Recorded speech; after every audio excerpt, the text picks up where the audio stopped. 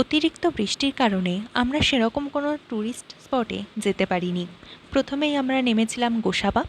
সেখানে হ্যামিল্টন সাহেবের বাংলো, রবীন্দ্রনাথ ঠাকুরের বাড়ি সেই সব দেখার পর আমরা চলে গিয়েছিলাম লোকনাথ বাবার মন্দিরে।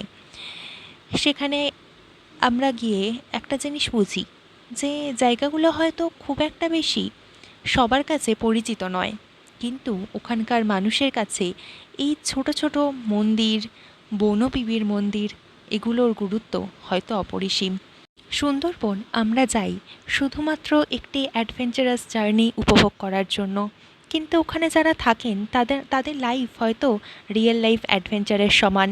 মাছ ধরতে যাওয়া থেকে শুরু করে বনে মধু সংগ্রহ করতে যাওয়া, তাদের কাছে বনবিবির হয়তো একটি আশীর্বাদ অনেক গুরুত্বপূর্ণ। আর বিশেষ কোনো জায়গায় না গিয়ে আমরা চলে যাই সরাসরি হোটেলে। সেখানে আমি সুন্দর প্রীতি বডিকন ড্রেসটা পরি এবং সেখানে গিয়ে আমরা অ্যাটেন্ড করেছিলাম বাগড়াহাট জোনের সাধারণ সভা। সভায় বেশ কিছুক্ষণ বসার পরে আমরা চলে যাই আশেপাশে লোকালিটিটা একটু দেখার জন্য, কিছু টুকটাক জিনিস কেনার জন্য এবং হয়তো ঝুমুর নৃত্যের কিছু সুন্দর দৃশ্য জাস্ট নিজের চোখে ক্যাপচার করার জন্য। জায়গাটা সত্যি খুবই সুন্দর।